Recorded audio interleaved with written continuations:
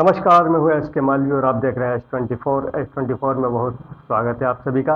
आइए देखते हैं आज की खास खबर। प्रतिभा सम्मान समारोह आज भोपाल की दक्षिण पश्चिम विधानसभा क्षेत्र के मेधावी विद्यार्थियों का प्रतिभा सम्मान समारोह आयोजित किया गया, जिसमें कक्षा 10वीं व 12वीं के 90% या उससे अधिक अंक प्राप्त करने वाले विद्यार्थियों को सम्मानित किया गया। समारोह में कैरियर काउंसलिंग के साथ साथ विद्यार्थियों की जिज्ञासा का समाधान भी विषय विशेषज्ञों द्वारा किया गया।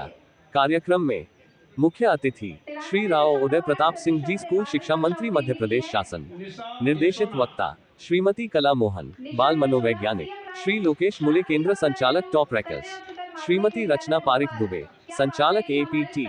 दिनांक 23 जून 2024 रविवार, समय सायं 6 बजे कार्यक्रम की शुरुआत की गई, जो कार्यक्रम चला रात्रि 10 बजे तक। रविंद्र भवन भोपाल में ये कार्यक्रम किया गया। भगवान दास सबनानी विधायक, दक्षिण पश्चिम विधानसभा क्षेत्र भोपाल के विधायक महोदय की तरफ ये कार्यक्रम किया गया, जिसमें लगभग 254 बच्चों को सम्मानित किया गया। देखिए एस के मालवीय की खास रिपोर्ट। और मुझे लगता है जब उस साइकिल के सारे लोग, उस सिस्टम के सारे लोग अपने आप को कनेक्ट नहीं करते, इन्वॉल्व नहीं करते, ऑनेस्टली इन्वॉल्व नहीं करते, तो उसका परिणाम नहीं आ पाते। हम लोग जो देख रहे हैं एजुकेशन डिपार्टमेंट में वही हो रहा है।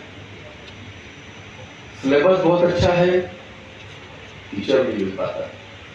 टीचर्स बहुत अच्छे हैं तो वहां पर बच्चे उपलब्ध नहीं है, वो प्राइवेट स्कूल में चले गए। सब कुछ अच्छा है तो पता लगा कि इंफ्रास्ट्रक्चर नहीं है। ये सारी चीजें एक साथ, इनका प्रबंधन करके ये सुविधा उपलब्ध कराना एक चुनौती थी। और मुझे लगता है इसका सबसे पिछले 10-15 सालों में देश में माइंडसेट चेंज हुआ है, खासकर प्राइम मिनिस्टर मोदी साहब के आने के बाद में। हेल्थ, एजुकेशन और हमारी बिल्कुल इमीडिएट रिक्वायरमेंट जो रहती हैं, पीने का पानी है, ये इस तरह की चीजें। आप देखो, शिक्षा उनकी प्रायोरिटी थी। न्यू एजुकेशन पॉलिसी आई, जिस दिन वो इस देश में लागू होगी, शुरुआती तौर पर जो मैं इसके पहले सांसद था लगातार 15 सालों से, हम लोगों ने देखा उस एजुकेशन पॉलिसी को बनते हुए। बड़े मतलब रिसर्चर्स ने, जो हमारे अच्छे विद्वान हैं, उन लोगों ने, साउथ के लोगों ने काफी इस पे काम किया है। और धर्मेंद्र प्रधान जी, जो हमारे अभी एचआरडी के, मतलब हमारे एजुकेशन मिनिस्टर हैं देश के, उन्होंने व्यक्तिगत रूप से बड़ा फोकस्ड होकर इस पर काम किया। जिस दिन वो पूरी नीति लागू होगी, हमारे देश की शिक्षा पद्धति है, मुझे लगता है दुनिया में आज भी हम अच्छी स्थिति में है, लेकिन शायद उस समय हम कह सकते हैं दुनिया की सबसे अच्छी शिक्षा नीति, शिक्षा पद्धति हमारे हिंदुस्तान की होगी। और हमको दूसरी चीज मैं कहना चाह रहा था कि हम लोग लगातार एक प्रोग्राम चला रहे हैं। मैं मुझे 5-6 महीने हुए हैं, लेकिन इलेक्शन के कारण काम करने का 2-1 महीने अवसर मिला है। हम लोग सबसे पहले तैयार कर रहे हैं टीचर्स को। टीचर्स अगर 100% प्रेजेंस के साथ अवेलेबल रहेंगे बच्चों के लिए, आधा काम आपका अपने आप हो जाएगा। शिक्षक जाते नहीं स्कूल में, इस बात को बहुत जिम्मेदारी से कह रहा हूँ, और मुझे संकोच भी नहीं इस बात को कहने में, क्योंकि मैं भी सरकारी स्कूलों से निकला हुआ व्यक्ति हूँ। अगर वो 100% उनकी उपस्थिति होने लगेगी शालाओं में, तो आप ये मानकर चलना बच्चों का आधा काम हो जाएगा। और जो हम ट्रेनिंग प्रोग्राम चलाते हैं, वो इतने प्राइवेट प्लेयर्स, हम लोग इतने बाहर से लोगों को हायर करके, हम लोगों ने इतने स्किल्ड लोग, IIT से निकले हुए बच्चे हम लोग भेजते हैं, उनको जाके हमारे टीचर्स को ट्रेनिंग दो, सब करो। जिस दिन वो पूरी ट्रेनिंग लेके पूरे मनोयोग से बच्चों के पीछे लग जाएंगे, हम जो संसाधन बना रहे हैं, हमने डिजिटल क्लासरूम तैयार करा दिया। बाई चांस वो खराब हो गया, पता लगा 4 महीने तक खराब। इसकी चिंता जब सिस्टम वहां का करने लगेगा, हम लोग प्रिंसिपल्स को, वो भी टीचर्स होते हैं, उसमें से निकल के आते हैं, वो एडमिनिस्ट्रेटर हो। हमारा डिस्ट्रिक्ट एजुकेशन ऑफिसर प्रिंसिपल से बनता है वहां, डिस्ट्रिक्ट एजुकेशन ऑफिसर। वो अच्छा प्रशासक हो कि जब तक आप अच्छे एडमिनिस्ट्रेटर नहीं होंगे, तब तक आप चीजों को गवर्न नहीं कर सकते। इस पर हम लोग काम कर रहे हैं, और आप देखना साल भर के अंदर आपको परिणाम भी दिखेंगे। और इसमें हम लोग दबाव किसी पे नहीं बना रहे हैं, हम आग्रह मोड पे जा रहे हैं, रिक्वेस्ट मोड पे हम काम कर रहे हैं। टीचर से कह रहे हैं आप मदद करो, हम भी 5 साल मेहनत करना चाहते हैं, एक बार आप भी 5 साल मेहनत करो, इसके बाद नहीं आएंगे परिणाम, फिर बात करना मेहनत आप। तो हम उनको तैयार करना है। अगर एक बार शिक्षक तैयार हो गया, उसे लगे नहीं हम इन 5 वर्षों बच्चों को खड़ा करेंगे, तो आप देखना परिवर्तन आपको अपने आप दिखेगा। सारी चीजें हैं, संसाधन है, सुविधाएं हैं, इंफ्रास्ट्रक्चर है, सब कुछ है। सरकार का बिल्कुल फोकस होके बच्चों को पढ़ाना, अच्छी शिक्षा देना सरकार की नीयत है, लेकिन सबको लगना पड़ेगा। तो उसमें हम लोग कोशिश कर रहे हैं कि उसके परिणाम बेहतर से बेहतर सामने आए। और मैं आज के अवसर पर आपको धन्यवाद दे रहा था। पेरेंट्स यहाँ पर बैठे हैं, मैं एक चीज और कहना चाह रहा था। मैंने जो अनुभव किया जीवन में, खुद से भी और मेरे बच्चे भी पढ़ के जब आए, माता पिता के साथ रहकर जो बच्चा पढ़ता है,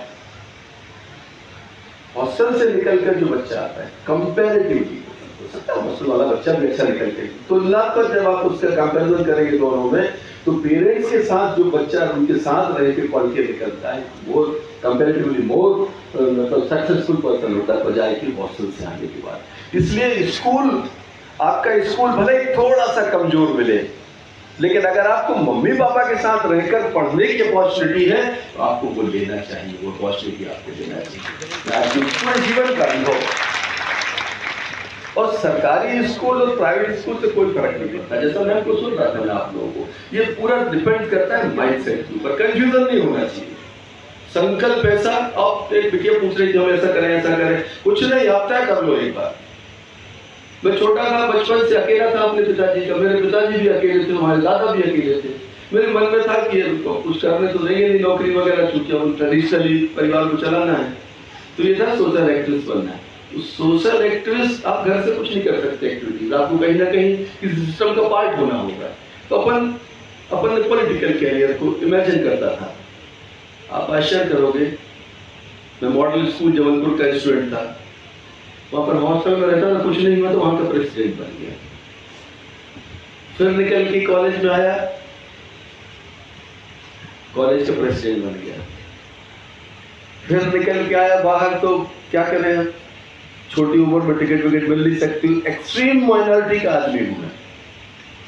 हिंदुस्तान में शायद मैं जहां पहला इलेक्शन 28 साल में लड़के जीता, वहां हमारे परिवार की केवल 6 वोट थी, बस 6।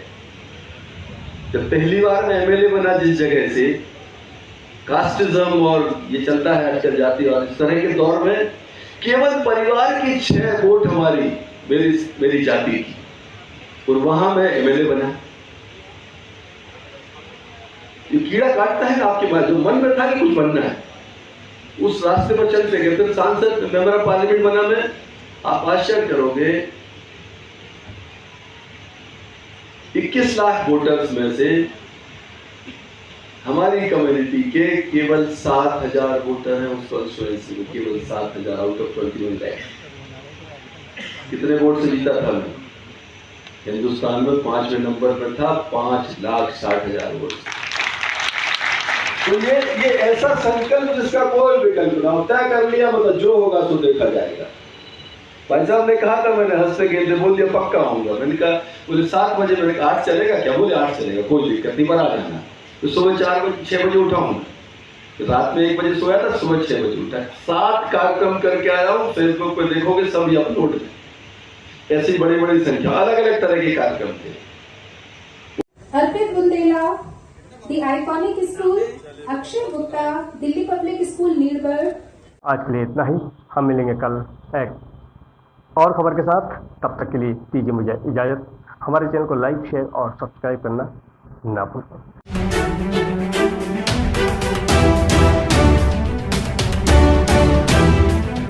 हमारे चश्मे से दुनिया करीब से देखें सिर्फ तोशिबा आई प्लस पर। तोशिबा आई प्लस, पीर गेट, भोपाल, राजा गजक के सामने। और अपनी मन पसंद का चश्मा आज ही बनवाएं सिर्फ 15 मिनट में।